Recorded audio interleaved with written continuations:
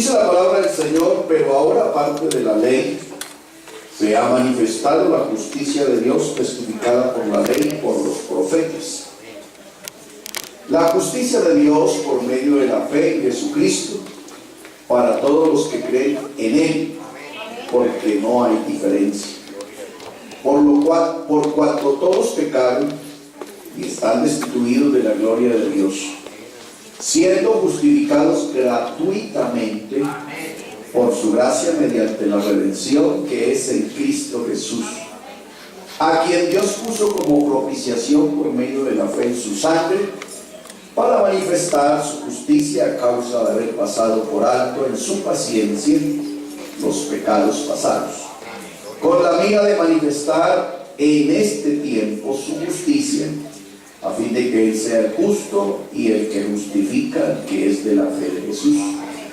¿Dónde pues está la jactancia? Queda excluida. ¿Por cuál ley? ¿Por la de las obras?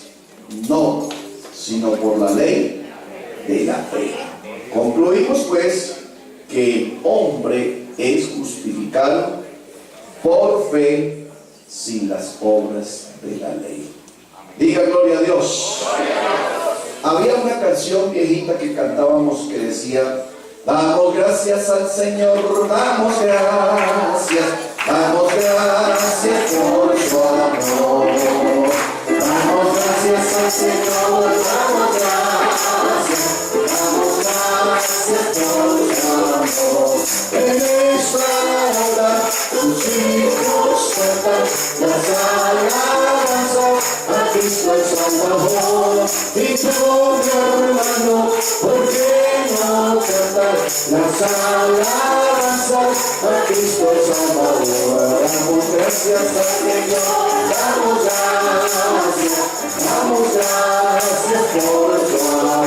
Y damos gracias al Señor, damos gracias por su amor. En esta hora tus hijos cantan las alabanzas a Cristo el Salvador. Y tú, hermano, ¿por qué no cantar las alabanzas a Cristo el Salvador?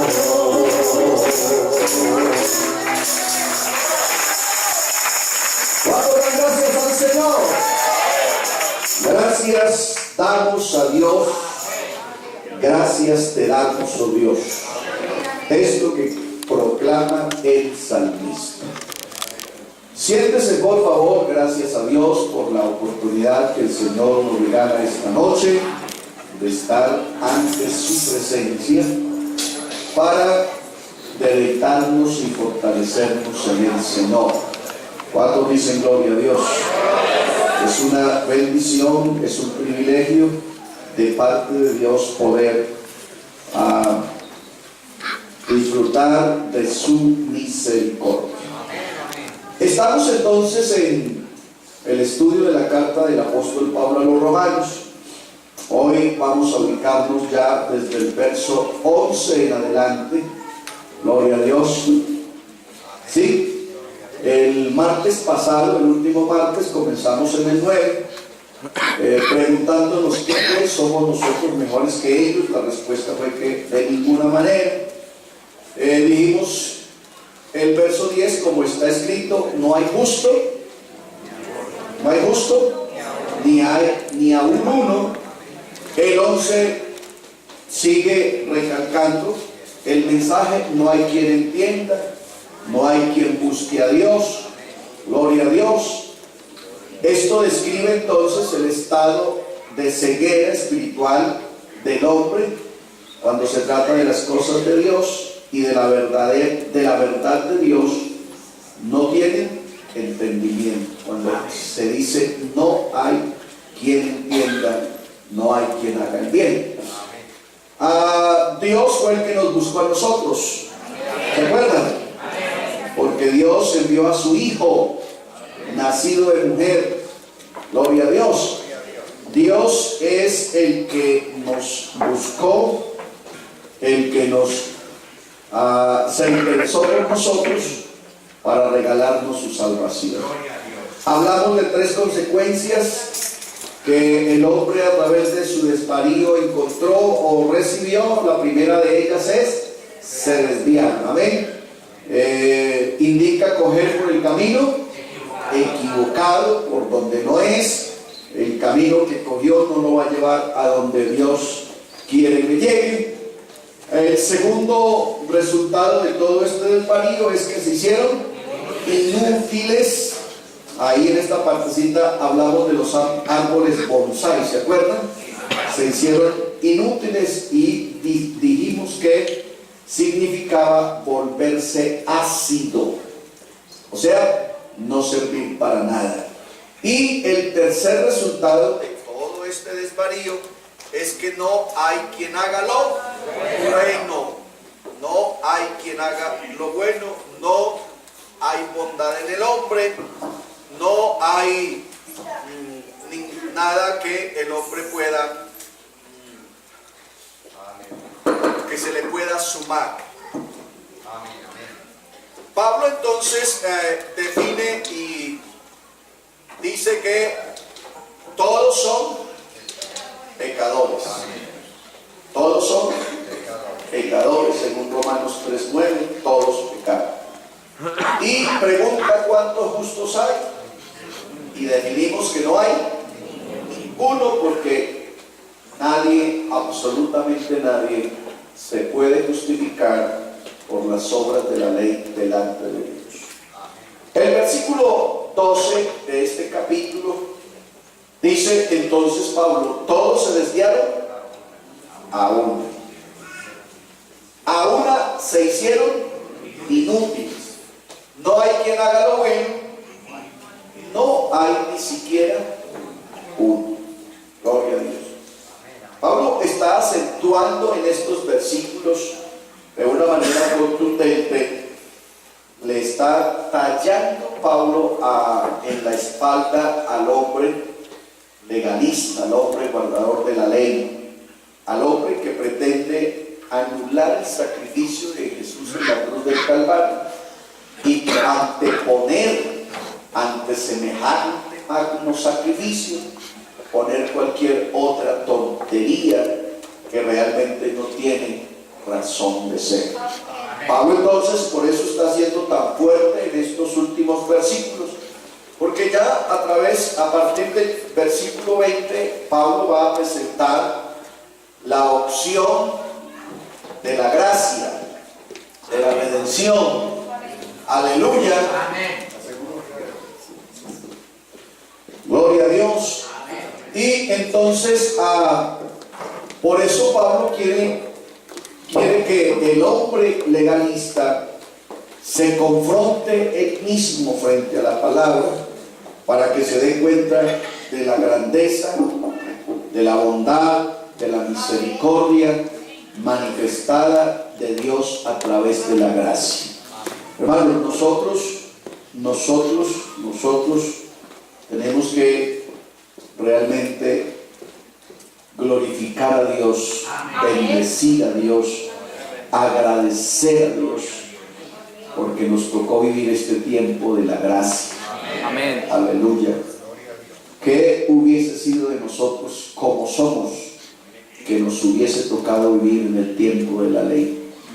Creo que no habíamos alcanzado ni para el primer revuelo.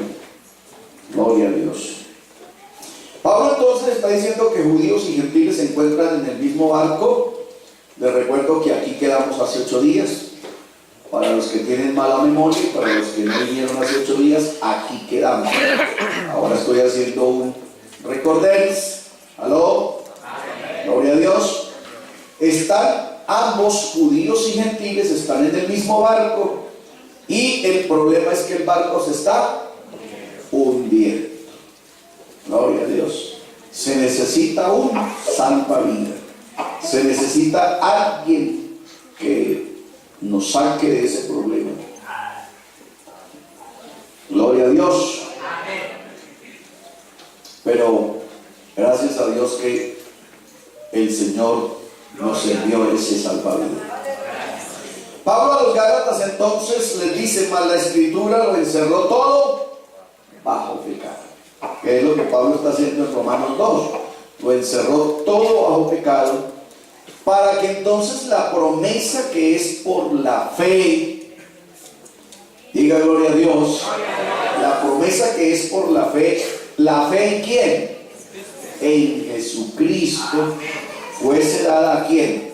A los creyentes. O sea, Pablo confronta este versículo de Romanos con Gálatas capítulo 3, y ahí es donde entonces se encuentra la razón por la cual Pablo está ajustando, está encerrando la mentalidad religiosa del hombre legalista, para que entienda que la religión no pudo ni podrá hacer nada por el hombre. Diga gloria a Dios. Dije, la religión no pudo ni podrá hacer nada por el hombre. ¿Cuántos dicen gloria a Dios? Aleluya. Aleluya. Entonces, es importante que entendamos que nosotros no somos legalistas. Somos gente de la gracia. ¿Cuántos dicen amén? ¿Cuántos se sienten en la gracia? Gloria a Dios. A veces nos volvemos legalistas. Y cuando el hombre quiere volverse legalista, se ha devuelto kilómetros. Pablo dice, comenzaste bien, pero terminaste mal. Diga gloria a Dios. Entonces, escuche que es importante lo que Pablo está diciendo en este versículo. Mas la Escritura lo encerró todo. ¿Cuántos justos hay? Ninguno. ¿Cuántos pecaron? Todos. Diga gloria a Dios. Entonces nadie, absolutamente nadie se puede salir de esa sentencia. Al no poderse salir de esa sentencia, entonces eso indica de que necesitamos un Salvador. Necesitamos a alguien que nos tienda la mano. Y entonces Juan capítulo 3, el verso 16 nos responde y nos dice que Jesucristo es la opción para que todo sea salvo por Él, para que todo aquel que le cree no se pierda, sino que tenga vida eterna. Pero es importante que entendamos que Pablo recalca que esto es posible, esto de la promesa de salvación y de la oferta de la gracia es posible siempre y cuando la fe, escuchen, la fe esté basada en Jesús. ¿Aló? Porque el mundo entero tiene fe. ¿Aló? Déjenme dar eso. El mundo entero, incluido el diablo, tiene fe. Pero la gran mayoría de la gente tiene la fe del diablo. La fe del diablo se llama fe intelectual. O sea, fe del saber. Yo sé, amén, pero no obedezco. O sé, pero no me sirve de nada el saber. Al diablo no le sirve de nada saber que Dios es uno. Amén. No le sirve de nada saber que Dios es uno. Así que hay quienes tienen fe, pero tienen una fe intelectual, tienen una fe desviada, tienen una fe torcida. La fe hay que ponerla en Jesús. Pablo lo dijo en otras palabras, pero es el mismo sentido. Pablo dijo, puesto los ojos en Jesús. Diga gloria a Dios. Puesto los ojos en Jesús. Amén. ¿Y por qué estoy diciendo esto? Porque aún al cristiano a veces la fe se le desvía. Gloria a Dios. Al cristiano a veces la fe se le desvía. A algunos se les ha desviado para el Salmo 91. Entonces creen que el Salmo 91 guarda casas. Gloria a Dios. Algunos le ponen fe a la Biblia. Pero a la Biblia como tal, como libro, y por eso consiguen Biblias grandes, bien significativas, y las ubican en un lugar de la casa, de la sala, de la alcoba, y creen que la Biblia abierta en un determinado capítulo tiene alguna acción. Eso es una fe chueca. Nuestra fe tiene que estar puesta en Jesús. De lo contrario, no seremos más que el mundo religioso. ¿Aló?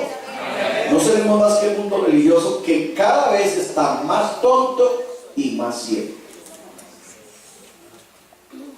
Pues yo lo que digo, le estoy diciendo al mundo religioso que cada vez está más tonto y más ciego. Uno sí se queda aterrado y hasta le da lástima que la gente cada vez crea más tonterías.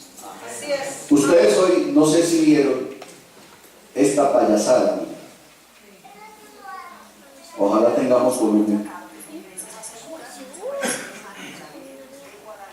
Jairo Niño, desde Nopsa. ¿Qué está pasando? Mire dónde apareció la Virgen de Guadalupe.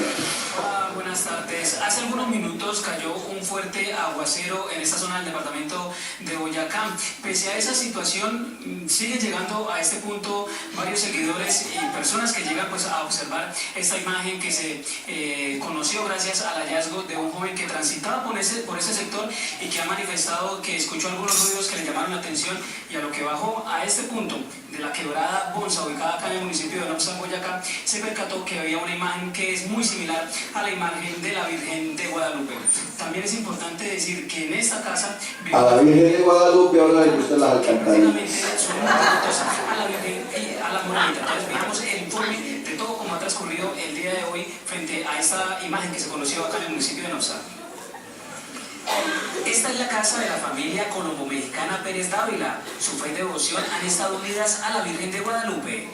La aparición de una imagen de la Virgen al respaldo de su casa, el día en el que sus feligreses le rinden homenaje, los llena de gran alegría. Yo desde pequeña soy creyente a ella, de la Virgen de Guadalupe, siempre la tenía.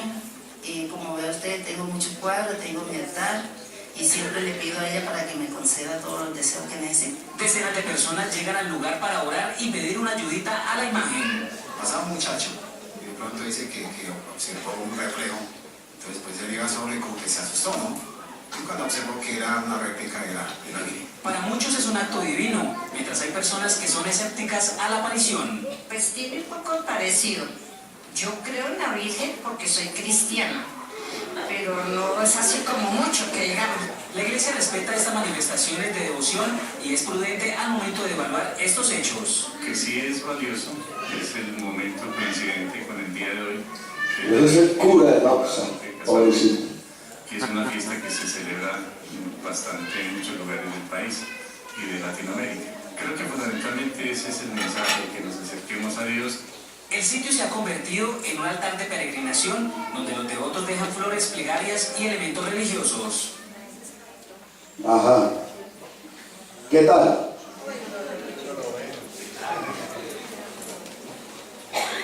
Yo lo llamaría ridículo. Sencillamente ridículo.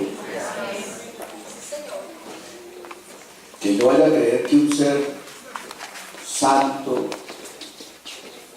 se aparezca en la boca de una alcantarilla. Ya es bajo, es rastreo. Esa ya no es una fe intelectual, es una fe rastrea. Es definitivamente una fe totalmente aberrante.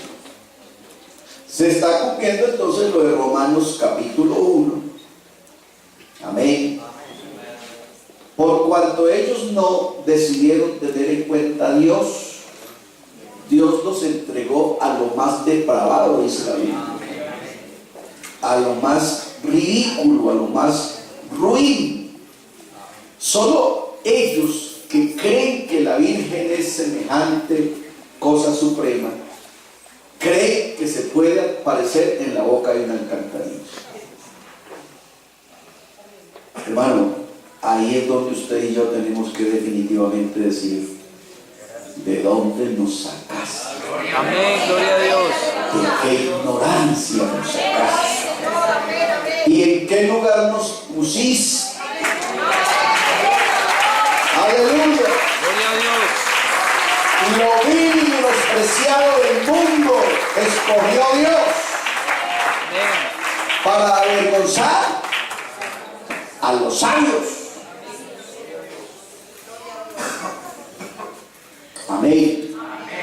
Y usted cuando vea una cosa de estas, hermano, siéntase orgulloso de lo que usted tiene en su fe.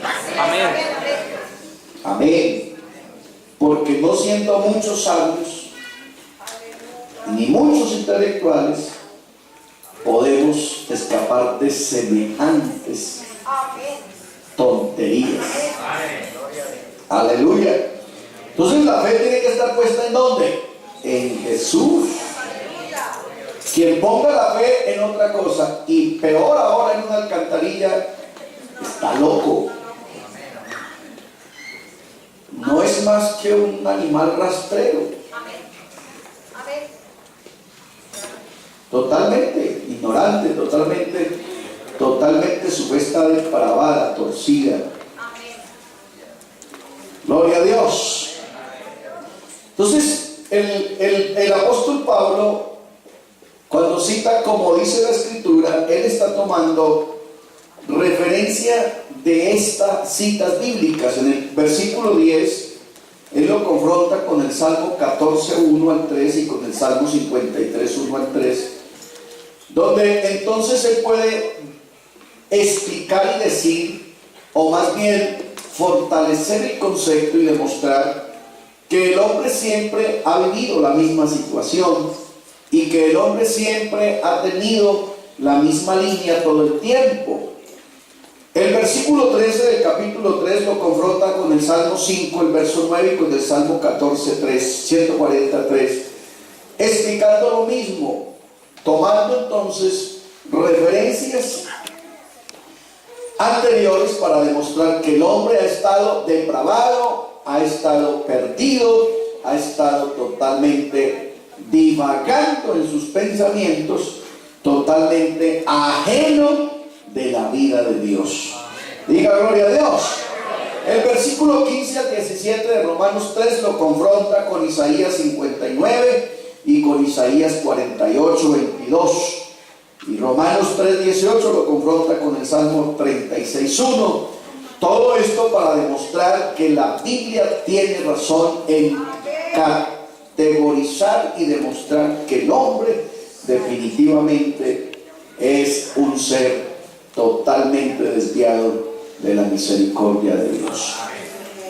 Una vez que él hace todo este análisis, entonces él concluye o toma una calificación en el versículo 13 y él dice: sepulcro abierto es su garganta, con su lengua se engañan, veneno de áspides hay debajo de sus labios. O sea, ¿cómo es posible que una persona que está puesta para dirigir al pueblo hacia Dios y hacia la verdad, como el curita de Nauza, no sea capaz de salir a decir contundentemente, decir: qué pena, señores de la iglesia, no sean tontos, eso es una alcantarilla que hizo una sombra? O sea, no nos degrademos así, no seamos tontos. Pero se atreve a decir: eso es Dios diciendo que lo busquemos. Hombre, no sea ignorante. Que respeten que Dios no es Dios de alcantarillas.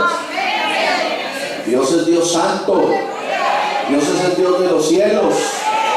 Diga gloria a Dios. Aleluya. Bueno, por lo menos el nuestro. O sea, ellos están tan degradados que ya tienen hasta Dios de alcantarilla. El nuestro sigue siendo el santo de los santos, el que habita en luz inaccesible, el que está sentado en su trono de gloria. Aleluya. Pero hermano, como nosotros nos descuidemos, terminamos igual. Nos degradamos, profanamos nuestra fe, creyendo cosas totalmente absurdas, Cosas que son todavía más difíciles de creer. Yo no sé cómo la gente hace para creer. Lo primero que Pablo hace en este versículo es que lo declara sepulcro. Esta expresión sepulcro la toma Pablo de lo mismo que Jesús ya les había dicho a los judíos, a los fariseos, en el tiempo de su ministerio, cuando les dice: ustedes son sepulcros blanqueados. Ustedes hablan cosas bonitas, pero por dentro están llenos de podredumbre, están descompuestos, están podridos. Y eso es lo mismo que Pablo le está diciendo aquí a los legalistas, a los religiosos que engañan a la gente. Hablan realmente, cada vez que hablan, realmente hablan sandeces. Entonces él dice sepulcro o sepultura, abierta es su garganta, aleluya, y no hay una sola palabra saludable, benigna, que brinde salud en esas personas, sino que cada vez que abren su boca, lo hacen para hablar sandeces, lo hacen para ir en contra del que sí es verdadero, del que sí es santo, para degradar cada vez más la naturaleza y la santidad de Dios. Agrega una palabra más: engañan. Desde el punto de vista de Dios, todos los hombres son engañadores y mentirosos. Lo habíamos visto ya hace un rato. Sea todo hombre mentiroso, pero que Dios siga siendo el verdadero, el único verdadero. Gloria a Dios. Y los compara con una serpiente, con un áspide. Esta es una serpiente de características egipcias, supremamente venenosa. Cada vez que abren su boca para hablar, entonces producen veneno. Gloria a Dios, producen veneno. Ese es el hombre que Pablo está describiendo. Su boca está llena de maldición y de amargura. El verso 14. Estos versículos desde el verso 13, desde el verso 11 en adelante, Pablo está haciendo una definitiva, pero una definitiva ofensiva al hombre legalista y religioso, para que como que se pellizque, se dé cuenta que definitivamente va por muy mal camino. Y Pablo quiere es como hacerlo reaccionar, como que el hombre abra los ojos, ponga cuidado, porque lo que él le va a presentar a partir del versículo 20 es algo digno de entender y de poner cuidado, pero sobre todo de creerlo. Diga gloria a Dios. Por eso en estos últimos 4 versículos Pablo aprieta duro para que el hombre que está cegado por la religión entienda que hay un camino más eficaz. Aleluya. Los labios del creyente deben estar continuamente llenos ¿de qué? De bendición. Nosotros no podemos hablar otra cosa que no sea bendición, y por eso alabamos, y por eso bendecimos, y decimos santo, y decimos gloria a Dios. Y el Salmo 103 desde el verso 1 en adelante nos invita: bendice alma mía a Jehová, y bendiga todo mi ser. O sea, mi ser, mi cuerpo, el yo debe ser una unidad de alabanza, de adoración, de reconocimiento, que todo lo que hago, lo que digo y como lo hago, glorifica a Dios. ¿Cuánto dice gloria a Dios? Eso debe ser el hombre de Dios. Pero este otro señor, todo lo que hace, todo lo que dice es vergüenza. Sigue hablando Pablo del mismo hombre: sus pies se apresuran para derramar sangre. Y en realidad Pablo no está hablando realmente propiamente de un criminal físico, sino de un criminal espiritual. Gente que mata a otros en su fe. Amén. Que los dejan totalmente sórdidos en cuanto a su fe. No tienen poder de reacción después de herejías como estas. Gloria al Señor. Y cada vez la gente está más muerta en el pecado y más hundida en la religión, en la ignorancia, porque no hay un líder que salga a decir la verdad de Dios a través de su palabra, para que entonces se cumpla lo que Jesús un día dijo: conoceréis la verdad. Amén. Conoceréis la verdad y la verdad os hará libres. Pero los religiosos de hoy saben eso y por eso no predican la verdad, para que la gente no sea libre y poder seguir engañándolos. Pero alabado sea el Señor, que a nosotros se nos dio a conocer la verdad. Y Juan dice: y estamos en él verdadero. El verso 16 dice: quebranto y desventura hay en sus caminos. O sea, no importa para dónde vayan, no importa si van para el norte, si van para el sur, si van para arriba, si van para abajo, no importa para dónde vayan, están equivocados.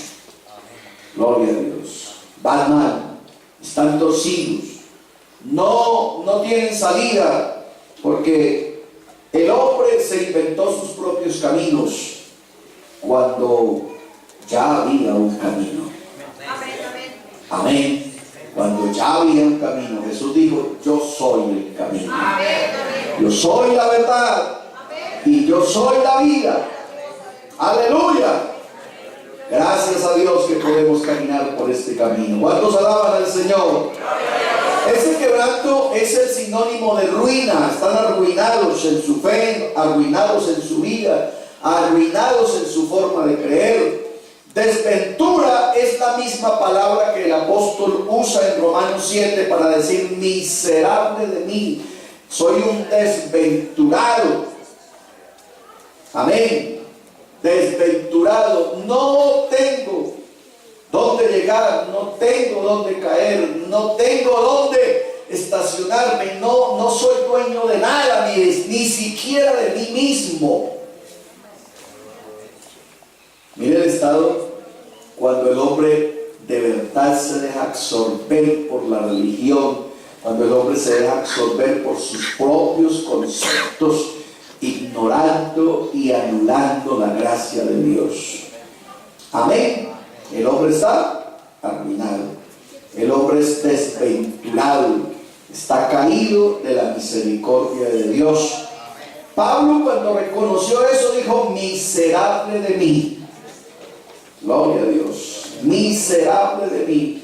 Y encontrará entonces usted, si alguna vez ha hecho historia, si alguna vez usted se ha dado a la tarea o se ha dedicado un ratico a mirar la historia de los países, usted encontrará que los países más arruinados, que están en peor estado de miserableza económica, social, son los países que más religiosos son. Haga mensaje y se dará cuenta que los países que más religiosos son los países que en peor ruina están. La gente muere literalmente de hambre. Gloria a Dios. Pero bienaventurado aquel cuyo Dios es Jehová. ¿Aló? Que su esperanza es el Dios de Jacob. Bienaventurado. O sea, a él se le va bien por donde asome la cabeza. Y entonces haga ahora lo contrario. Ahora revise las naciones que de una u otra forma, incluso equivocada, pero que de una u otra forma han tenido en cuenta a Dios. Revíselas. Amén. ¿Aló? Y entonces te vas a dar cuenta que esa gente siempre ha estado en una buena posición, sin estar diciendo que van a ser santas, y sin estar diciendo que son cristianos, y sin estar diciendo que tienen un verdadero evangelio, pero que se les dio poner en cuenta a Dios, tenerlo en cuenta y no hacer nada sin consultarlo a Él. Gloria a Dios. Pues eso funciona igual para el individuo. Amén. Funciona igual. La persona que pone a Dios como cabecera tiene derecho a estar bendecida. Aleluya. Amén. Quien no lo tiene en cuenta ya va por mal camino. Verso 17, miren lo que estamos diciendo. Y no conocieron camino de paz. Ese es el primer resultado del hombre de darle la espalda a Dios. No puede tener paz. Y miren esto que tenemos aquí. Desde Caín en adelante se perdió la paz. El hermano contra el hermano. Y según Judas, ese es un camino que va en ascenso. Amén. Va en ascenso. Primero se levanta contra el hermano, después se levanta contra la congregación y después pelea contra Dios. El camino de Caín. Gloria a Dios.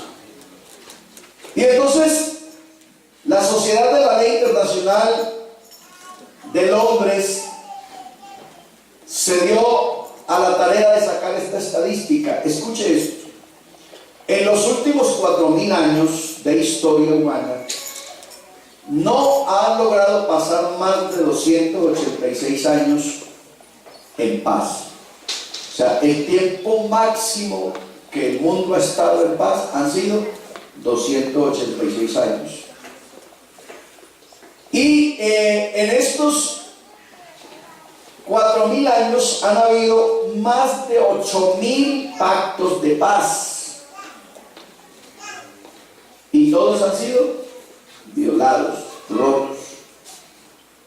Y escuche esto, durante los últimos 300 años han habido más de 286 guerras, mayores y menores, en toda Europa. O sea, casi una por año. ¿Qué dice el versículo? No tienen paz. Sin embargo, a nosotros, Dios nos dice, mas el fruto del Espíritu Santo es amor, gozo, paz. Aló. Por eso es muy raro un cristiano belicoso. Lo único que le falta las 3 canales. No, el cristiano tiene paz. Amén. Paz. Gloria a Dios.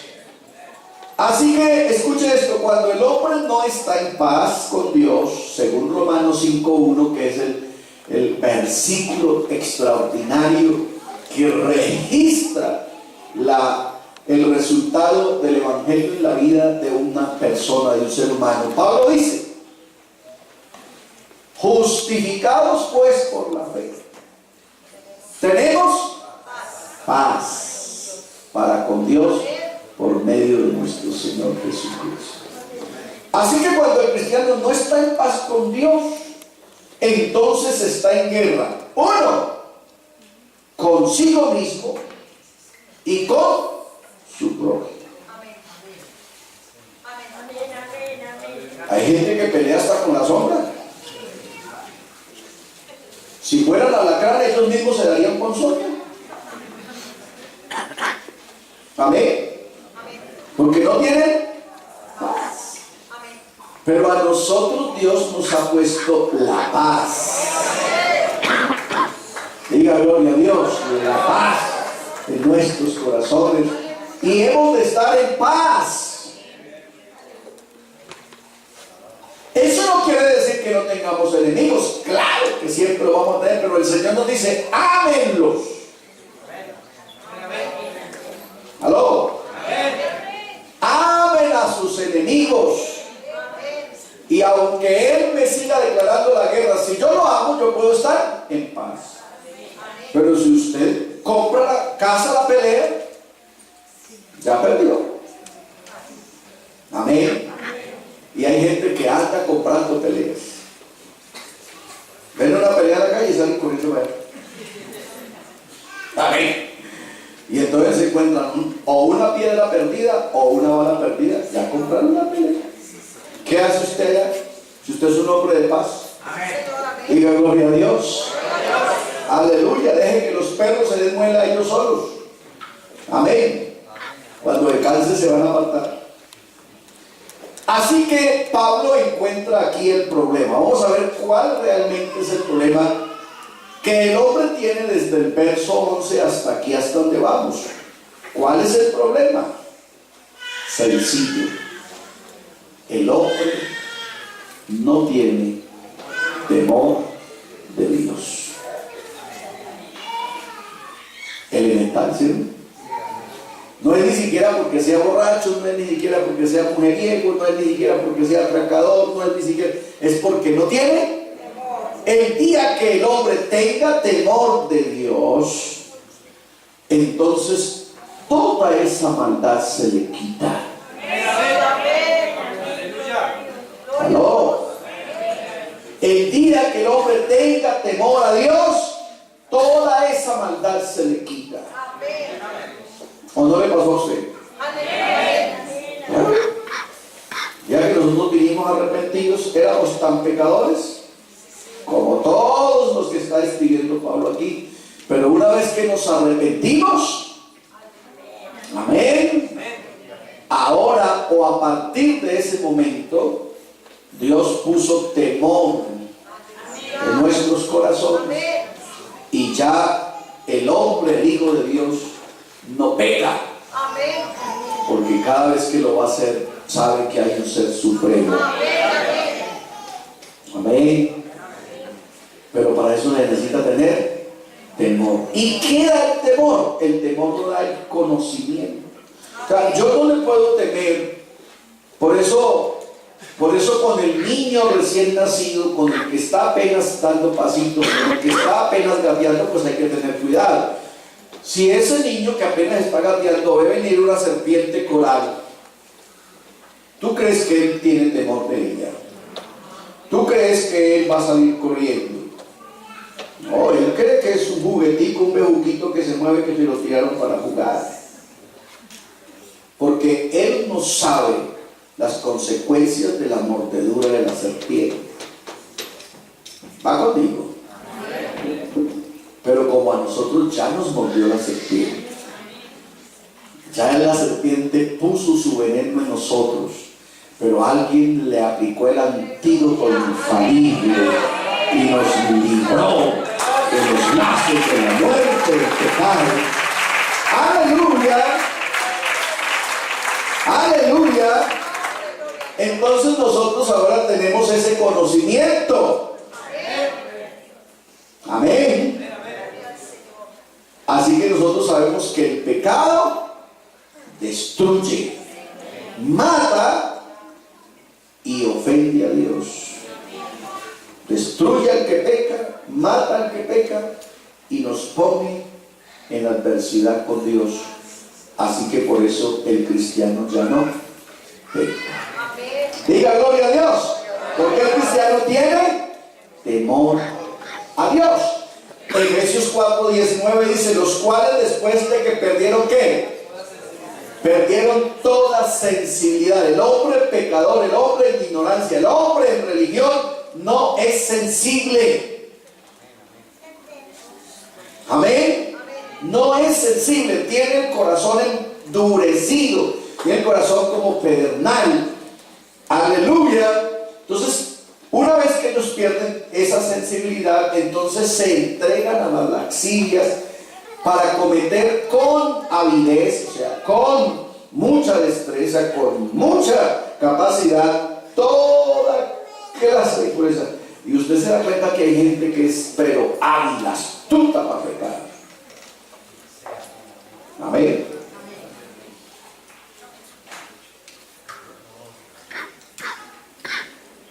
Ahí tenemos el ejemplo del señor Marulanda, de 20 de años en el monte, hábil para pecar.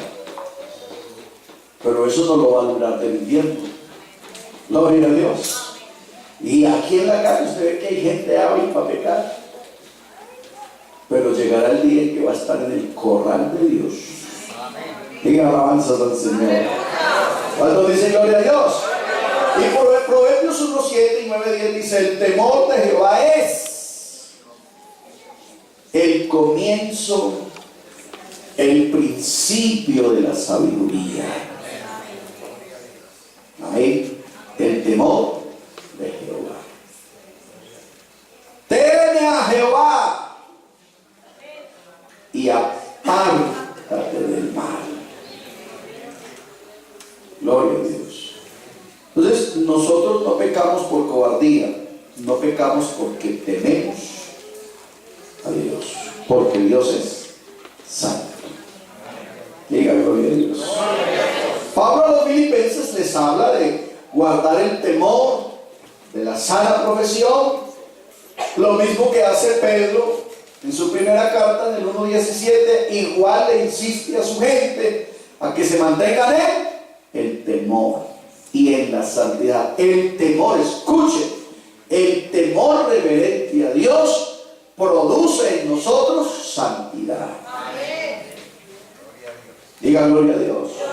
Produce en nosotros santidad. Igual como el temor reverente y la obediencia del Hijo al Padre. Amén. Entonces ese muchacho es un muchacho obediente, sumiso, y que obviamente gana galardones. Voy en el 3:19. Pero sabemos que todo lo que la ley dice, lo dice a los que están bajo la ley. ¿Usted está bajo la ley? Ay, no, nosotros ya estamos en la gracia, gloria a Dios. Para que toda boca se cierre y todo el mundo quede bajo el juicio de Dios. Aleluya. Aleluya. Este versículo es contundente. Repito, pero sabemos que todo lo que la ley dice, lo dice está a los que están bajo la ley, para que entonces toda boca se cierre. Amén. Y todo el mundo quede bajo el juicio de Dios. Y una vez que el hombre está bajo ese juicio, entonces es que viene la reacción de pedir una ayuda, un socorro, una mano que me salve. Gloria a Dios. Y nosotros un día lo entendimos y dijimos: Jesucristo, sálvanos. Amén. Y ahora entonces ya no estamos bajo maldición, sino en la gracia. Diga gloria a Dios. ¿Cuántos se sienten contentos por eso? Porque la ley había dictado un veredicto. ¿Cuál era? Que todos eran culpables. Todos culpables. Por eso acuérdense que por allá, iniciando Romanos, estábamos hablando de lo que es la justificación, la justicia de Dios. Y dijimos que tenía que ver con que Dios era capaz. Era el acto jurídico a través del cual Dios es capaz de declarar inocente al que sí era culpable. Nosotros estamos aquí no porque éramos buenos, no éramos mejores que ellos, éramos en algunos casos mal descompuestos, gloria a Dios. Pero una vez que nos acogimos a su misericordia, Él en su misericordia nos declaró inocentes siendo culpables. Diga gloria a Dios. ¿En dónde encontramos la inocencia? La encontramos en Jesucristo, porque Él se puso por delante de nosotros. Amén. Y entonces el castigo de nuestra paz fue sobre Él. Amén. Amén. ¿No le da gloria a Dios por eso? Cuando ya te iban a poner los 39 azotes a ti, Él se puso delante de ti. Gloria a Dios. Amén.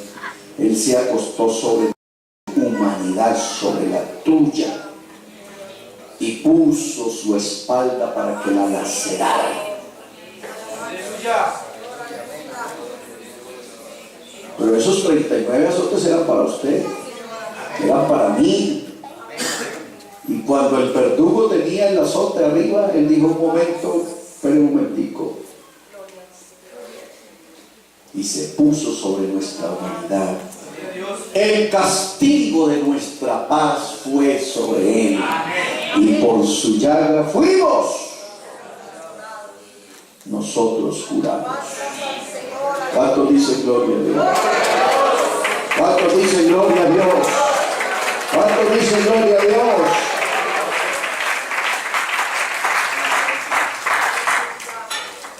Aleluya. Esta partecita yo se las grafiqué hace muchos días. Quizás usted se acuerde, pero como hay muchos que no me la han escuchado, se las he graficado yo con una anécdota, con una historieta. En uno de los condados de Estados Unidos dice que cambiaron el profesor. Y el profe llegó el primer día a clase, se sentó frente a su escritorio y los niños estaban al frente, todos muy reverentes y muy atentos. ¿Qué de nuevo traía el profesor? Y entonces el profesor dijo: bueno, muchachos, las reglas de este salón las van a poner ustedes. ¿Aló? Las reglas de este salón las van a poner ustedes. Así que vamos a comenzar. Ustedes dicen y plasmamos las reglas de este salón en el pizarrón. Alguien se paró y dijo: profe, yo sugiero que el que llegue tarde 3 veces seguidas, entonces a la tercera vez se le expulse, se le devuelva para la casa, y solo hasta cuando venga con su acudiente vuelva a ser reintegrado. Perfecto, el profesor colocó ahí. Otro por allá levantó la mano y dijo: profe, yo sugiero que entonces los exámenes finales en este salón solamente se haga una sola vez, y en esa sola vez involucremos todas las materias, pero una pregunta por materia. Y el profesor colocó ahí.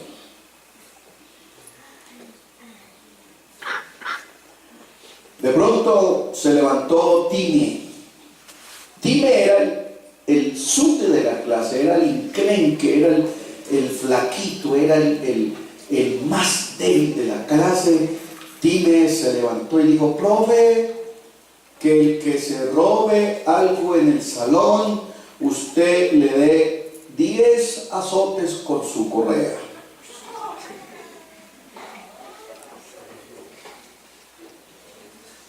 Las clases comenzaron y habían pasado unos cuantos días de clase, y un día cualquiera sonó la campana de descanso. Y entonces comenzó la algarabía en el salón, pero alguien en ese momento dijo: profe, un momento, se me robaron la lonchera. El profe inmediatamente y de ipso facto hizo cerrar la puerta del salón y dijo: nadie sale de aquí hasta que la lonchera de Juan no aparezca. El salón entró en un silencio sepulcral. Algunos clavaron su cabeza sobre su pupitre, se miraban unos con otros, y todos se preguntaban quién se robó la lonchera de Juan. Juan, por el contrario, era el grandote, el robusto, el gordo de la clase, pero se le habían robado su lonchera. Después de un rato, entonces, una figura enclenque, débil, solitaria, empezó a venir hacia el escritorio del profesor, y era Time. Time vino y con su voz trémula y con su apariencia débil le dijo al profe al oído: profe, yo me comí las once de Juan. Y entonces el profe, asustado y muy conmovido, le dijo: pero hijo mío, dime, ¿cómo tú fuiste a hacer eso? Si acaso no fuiste tú mismo el que dijiste que el que se robara algo en el salón, yo tenía que azotarlo con mi cinturón 10 veces. Dime, ¿se te olvidó eso? ¿Qué te pasó? Dime, llorando y con lágrimas en sus ojos, le dijo el profe, es que desde que mi papá y mi mamá murieron en el accidente, eso hace que no como y tengo mucha hambre.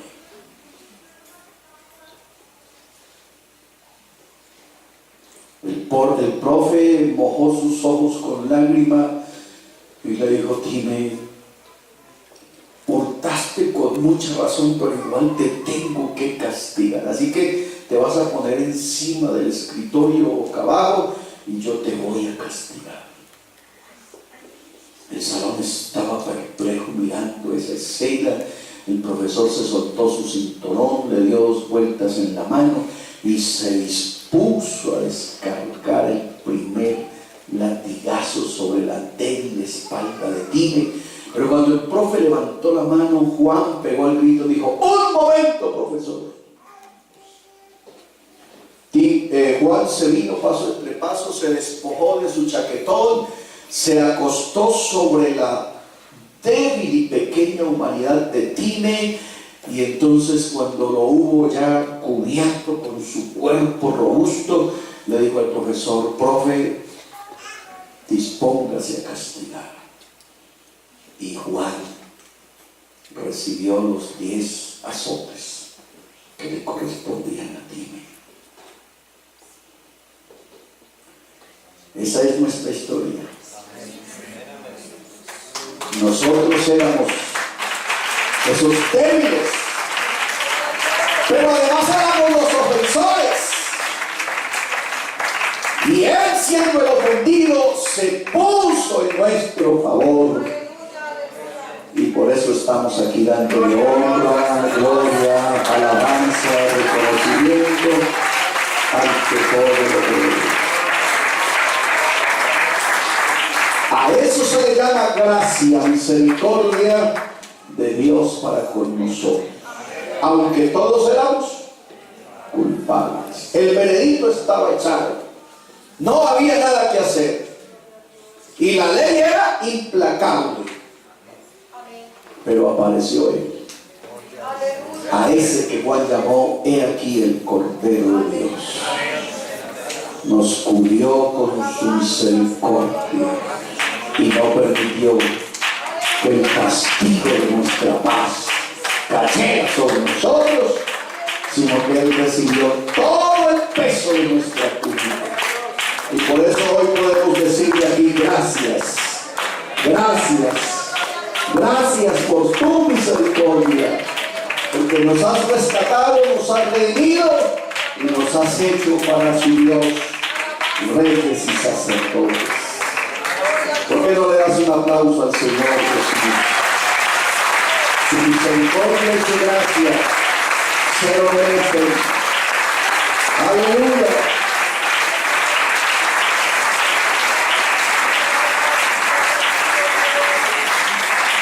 Aleluya. Ese es nuestro Dios. Y ese es el evangelio que predicamos. Y ese es el evangelio que creemos. El evangelio de la gracia. El evangelio de las virtudes de Dios para el hombre pecador. Vamos a ofrendar, ¿les parece? Creo que hay en esta noche razones suficientes. Amén. Razones suficientes para ofrendar, para darle a Dios con gratitud. Él es mucho lo que ha hecho por nosotros, más de lo que nosotros merecíamos. Aleluya. Más de lo que nosotros merecíamos. Él nos amó primero. Gloria a Dios. Y por eso es que a veces cantamos: hasta sin entendimiento y hasta sin discernimiento, al que debo yo servir y no a servirme, al que debo yo buscar, me busco a mí, al que debo yo amar, me amo primero,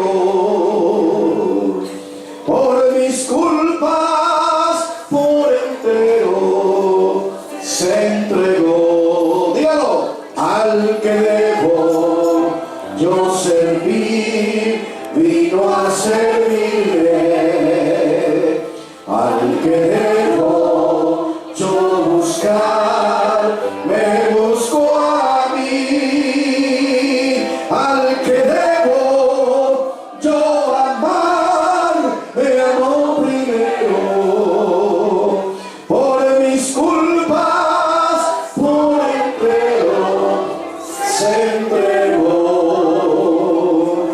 Su martirio comenzó en el pesebre, donde el mundo egoísta